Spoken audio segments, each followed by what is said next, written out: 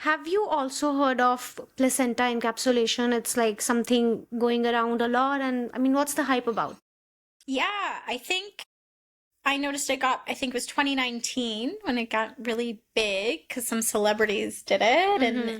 all of a sudden everybody was eating their placentas. Yeah. And I think it came along with this paleo thing at the same time, and everyone was going on about like back in the cave ages, we were healthier and everything. Um, Two schools of thought here, and then my personal opinion. I'll say it Mm-hmm. like that. One school of thought is we do see in traditional Chinese medicine, drying out the placenta, adding certain herbs to it, and then potentially using it in tincture forms or forms to refeed to mom, basically for optimal wellness.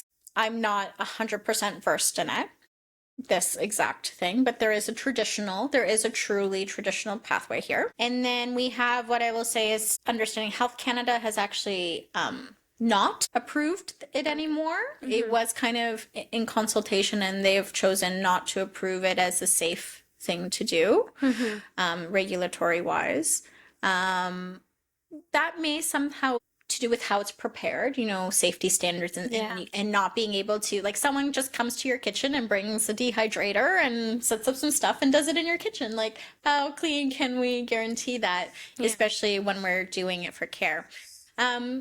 My personal take, because I have colleagues, naturopathic doctors, who understand the Chinese medicine, work with it, and would recommend it. And I'm in the camp that I would not recommend it. I don't see huge harm in it. If you do, I'm kind of indifferent, but the benefit that we look at placental encapsulation, we traditionally, or the evidence or what people are saying it's good for, is mood. Mm-hmm. And I know of other naturopathic strategies that I would use, that, like, through amino acids, blueberry concentrate, tryptophan, like these other approaches that don't require you eating a part of your organ, that we can treat. My worry about placental encapsulation is that it can interfere with lactation, from my understanding, because the hormones that are circulating when your placenta is live and active is in pregnancy, not postpartum. Yeah. And if we reintroduce those circulating entities, we may tell our body we're still pregnant in a way, and may decrease our prolactin.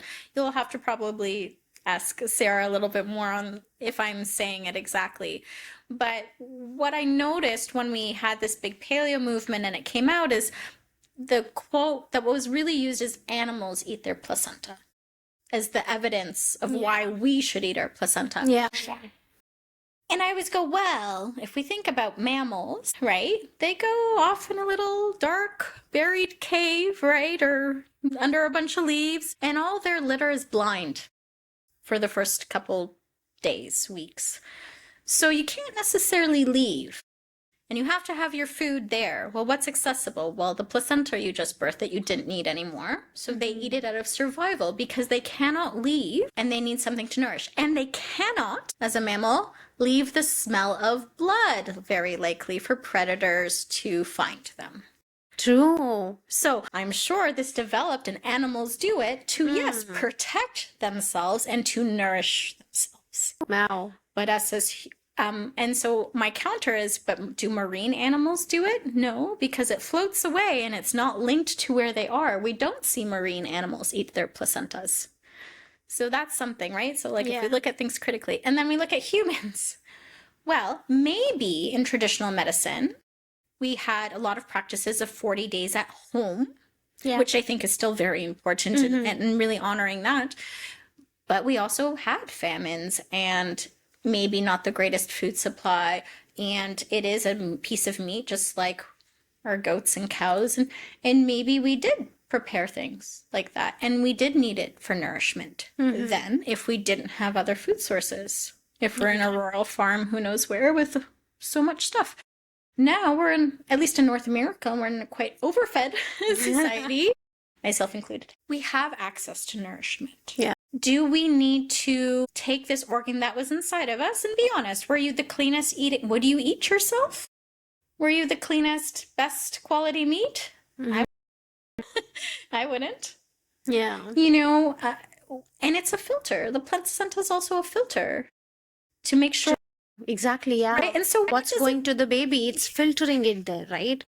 Yeah. So it didn't always sit well with me. Like I said, I have very many colleagues in my profession that I do respect, and I respect their stance on it, their opinion, and their use of traditional medicine.